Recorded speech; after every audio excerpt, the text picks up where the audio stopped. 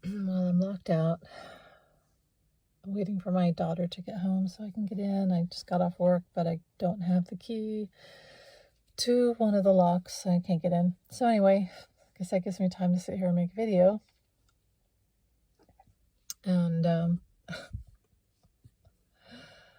haven't been making videos because, again, I still don't have internet. It's hard to upload videos.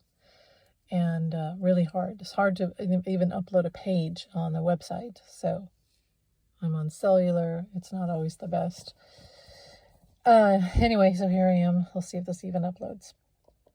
But it was the other night, my son was asking me all these questions because he knows, obviously I'm spiritual and very open-minded, or I try to be, about all things spiritual. And he was asking me all these questions. Somehow I just know all the answers. I don't know. I guess that's just from all my past lifetimes, I suppose, or just my thirst of needing to know all this stuff, or I don't know what it is. I've always, ever since 18, I've kind of always had an open communication with spirit and just have known everything. Anyway, so he asked me, we're talking about religion, and I said, the problem with religion is people give their power away, and it creates this false dichotomy of, false power. And then it creates, we have these wars and violence and hatred toward each other, division, wars with other countries, wars against women. Women are seen as evil. We're the scapegoat in the Bible, right? And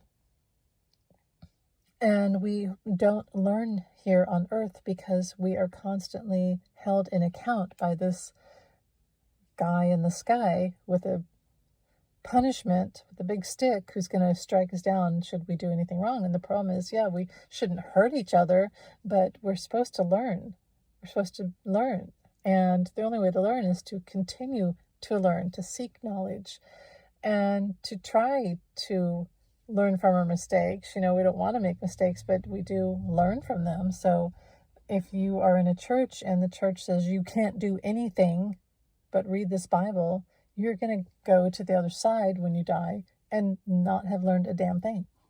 So I do have a problem with religion and how it's outside of people. They teach people that God is on the outside. And what I've come to realize is that God is on the inside.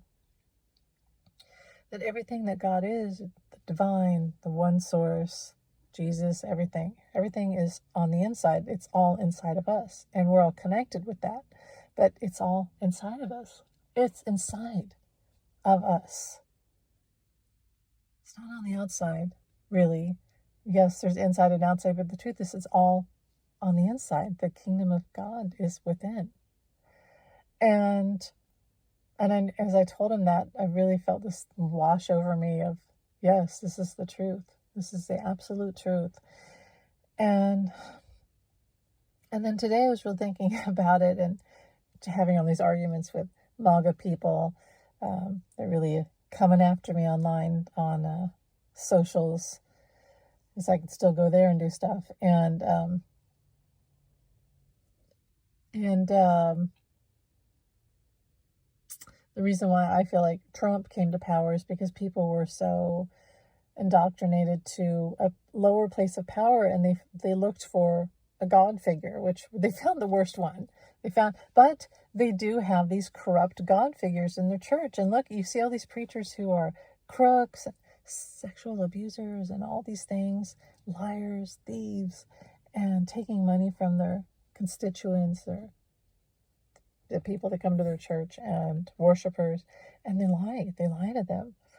And there's more than one case of pastors and priests being found to have been crooked. I know there's many that are trying to follow the path of God and faith, and trying to be good people, but a lot of them are power-hungry criminals. And it's not me saying it, it's the truth. And anyway, so Trump is a great example of that grifter who took a God, and we have God complex. We live in a society that has a God complex. And daddy issues and mommy issues. And so we find this guy who represents this God and corrupt God, but that's our version of God is corrupt. Anyway, coming to the end of my revelation here, I was really questioning, like, okay, so why Jesus? People have this image of Jesus with the beard and the long hair and all this stuff. And I do believe in Jesus. I've had experiences with Jesus. I really have. But why, this guy that they all see, like this hippie Jesus?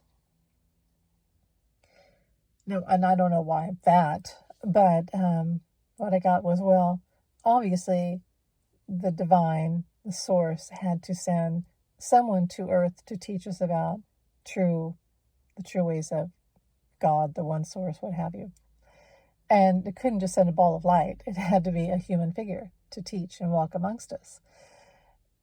And I was like, okay, well, that makes sense. So, literally, he came to earth in this human figure, face, hair, whatever, just as a human being to teach us. And then I thought, oh my God, Jesus was Pleiadian. Jesus was a starseed. And I thought, look, his eyes, like in every depiction you've ever seen about Jesus, he has those eyes. Jesus was Pleiadian. And again, I'm Pleiadian, and I really totally feel with all my heart that the universe really is inside of all of us. It's in our heart space. Our crown chakra connects us to all these universes and everything and divine knowledge. But, it makes sense because Jesus was able to sort of shapeshift and come to life, and it was killed and it came back to life. But he had the healing abilities. He had that warmth, but he had those eyes and that divine pure love.